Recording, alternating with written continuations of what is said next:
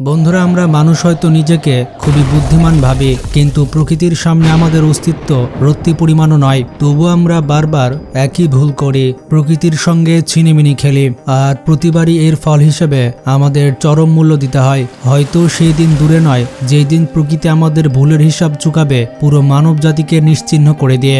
যখনই প্রকৃতির সঙ্গে খেলা করার কথা ওঠে, তখন সবার আগে আমাদের প্রতিবেশী দেশ চীনের নামই সামনে আসে। কখনো তারা কোটি কোটি পাখি মেরে নিজেদের ইকোসিস্টেম ধ্বংস করছে, আবার কখনো বিশাল ফার্মে কোটি কোটি সাপ, রেশম কীট আর মুরগির প্রজনন করিয়েছে।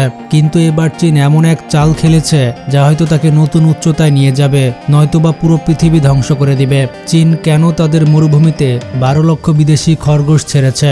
এই সিদ্ধান্ত কি তাদের জন্য ভয়াবহ পরিণতি ডেকে আনবে, নাকি এর পেছনে রয়েছে কোনো গোপন পরিকল্পনা? এই সব কিছু জানতে পারবেন আজকের ভিডিওতে। তবে তার আগে ভিডিওটিতে লাইক করে চ্যানেলটি সাবস্ক্রাইব করতে ভুলবেন না। এখন বিষয়টি বুঝতে হলে ইতিহাসের কিছু ভয়ঙ্কর উদাহরণের দিকে তাকাতে হবে। এই ঘটনা 1850 সালে, যখন অস্ট্রেলিয়া ছিল ব্রিটিশ উপনিবেশ। হাজার হাজার ইংরেজ সেখানে বসবাস করে, কিন্তু অস্ট্রেলিয়ার পরিবেশ তাদের কাছে নিজেদের মতো লাগছিল না।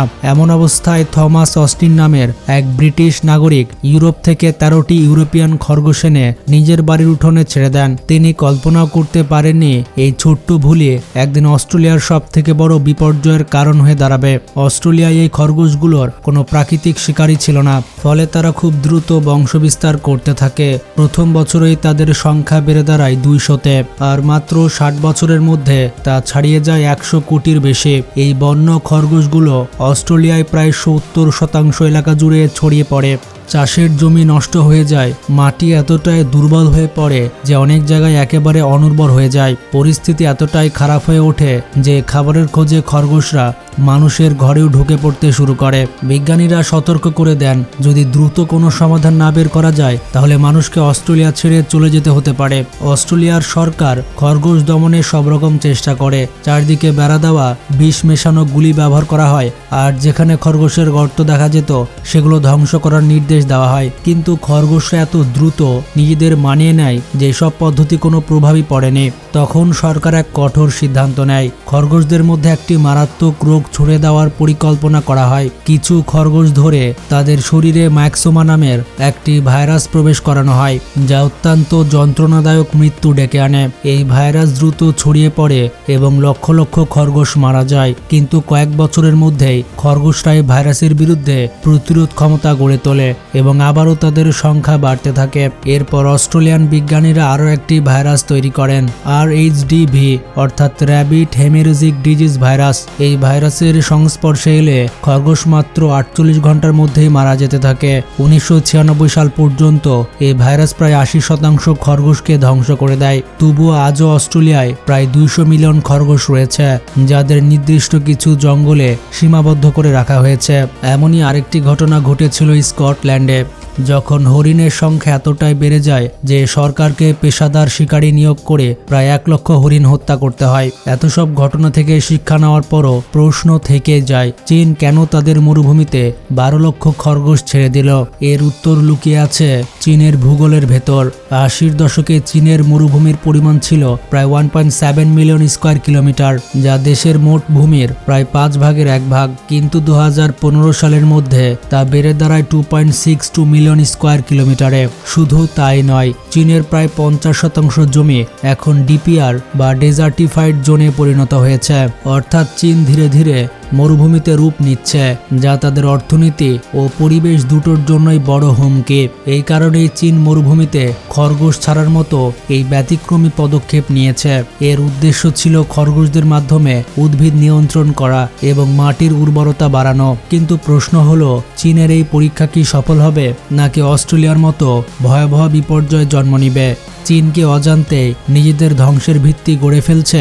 এর উত্তর ভবিষ্যতই দিবে। তবে ইতিহাস আমাদের শেখায়, প্রকৃতির সঙ্গে ছিনিমিনি খেললে শেষ পর্যন্ত ধ্বংস অনিবার্য। চীনের প্রায় অর্ধেক অংশ মরুভূমিতে পরিণত হওয়ার পথে ছিল। ক্রমবর্ধমান মরুভূমির কারণে শুকনো বালির পরিমাণ এত বেড়ে যায় যে শহরগুলোতেও বালুঝড় শুরু হয়। সবুজ কমে যাওয়ায় বৃষ্টিপাতও ব্যাপক হ্রাস পায় এবং ঘনবসতিপূর্ণ শহরগুলোর পরিস্থিতি আরও ভয়াবহ হয়ে ওঠে। কৃষি জমি অনুর্বর হয়ে পড়ায় গ্রামগুলোতে বেকারত্ব বাড়তে থাকে এবং মানুষ কাজের সন্ধানে শহরে পাড়ি জমায়। এর প্রভাব এতটাই মারাত্মক ছিল যে 2020 সালের মধ্যে চীনের অর্ধেক গ্রাম সম্পূর্ণ জনশূন্য হয়ে যায় এবং শহরাঞ্চলে জনসংখ্যার চাপ বিপজ্জনক মাত্রায় পৌঁছে যায়। এই সংকট সরাসরি প্রায় 4 কোটি মানুষের জীবনে প্রভাব ফেলেছিল। যদি এই পরিস্থিতি চলতেই থাকতো তাহলে আগামী 300 বছরের মধ্যে চীন একটি বিশাল মরুভূমিতে পরিণত হতো। এই বিপদের আশঙ্কা বুঝে চীন 2000 সালের শুরুর দিকে ব্যাপকভাবে বৃক্ষরোপণ কর্মসূচি শুরু করে। সরকার মরুভূমি এলাকায় হাজার হাজার গাছ লাগায় যাতে সেখানে আবার সবুজ ফিরে আসে, কিন্তু সঠিক ইকোসিস্টেম না থাকায় এসব গাছ অল্প সময়ের মধ্যেই শুকিয়ে যায় এবং পুরো প্রচেষ্টা ব্যর্থ হয়। তখন চীন বুঝতে পারে শুধু গাছ লাগালেই সমস্যার সমাধান হবে না, প্রয়োজন একটি পূর্ণাঙ্গ প্রাকৃতিক ইকোসিস্টেম গড়ে তোলা।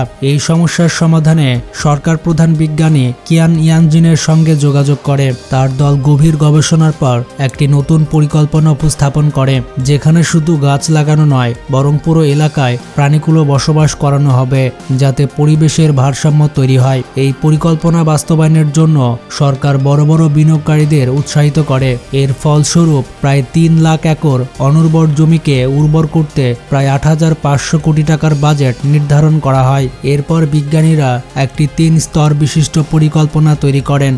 প্রথম ধাপে ছিল ব্যাপক বৃক্ষরোপণ, এমন গাছ লাগানো যা শুষ্ক মাটিতেও বেঁচে থাকতে পারে। দ্বিতীয় ধাপে ছিল কৃষিকাজ, যেখানে আশেপাশের গ্রামের কৃষকদের যুক্ত করা হয় এবং কম পানিতে টিকে থাকতে পারে এমন ফসল চাষে উৎসাহ দেওয়া হয়। তবে সবথেকে গুরুত্বপূর্ণ ছিল তৃতীয় ধাপ, পশুপালন। বিজ্ঞানীরা বহু বছর গবেষণা করে ঠিক করেন কোন প্রাণী এই নতুন ইকোসিস্টেম গড়ে তুলতে সবথেকে বেশি সাহায্য করবে। শেষ পর্যন্ত তারা রেক্স প্রজাতির খরগোশকে বেছে নেন। এখন প্রশ্ন আসে, খরগোশই কেন?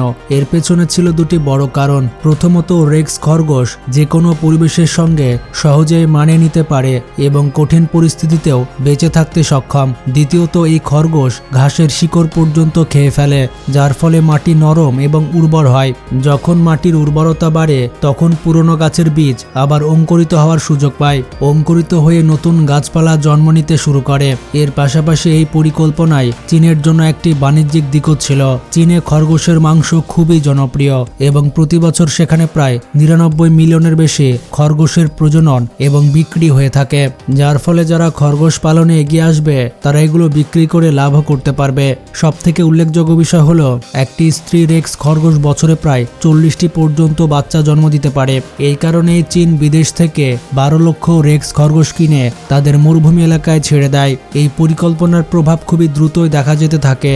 শুরুতে যখন খরগোশ ছাড়া হয়েছিল তখন 100 বর্গ কিলোমিটার মরুভূমি এলাকায় মাত্র 3% সবুজ এলাকা ছিল, কিন্তু কয়েক বছরের মধ্যে এই হার বেড়ে দাঁড়ায় প্রায় 84%। অর্থাৎ 100 বর্গ কিলোমিটারের মধ্যে 84 বর্গ কিলোমিটার এলাকায় হয়ে ওঠে সবুজে ভরা। সেখানে ঘাস, গাছপালা এবং ফসল জন্মাতে শুরু করে। তবে এই পরিকল্পনার সঙ্গে একটি বড় ঝুঁকিও জড়িয়েছিল।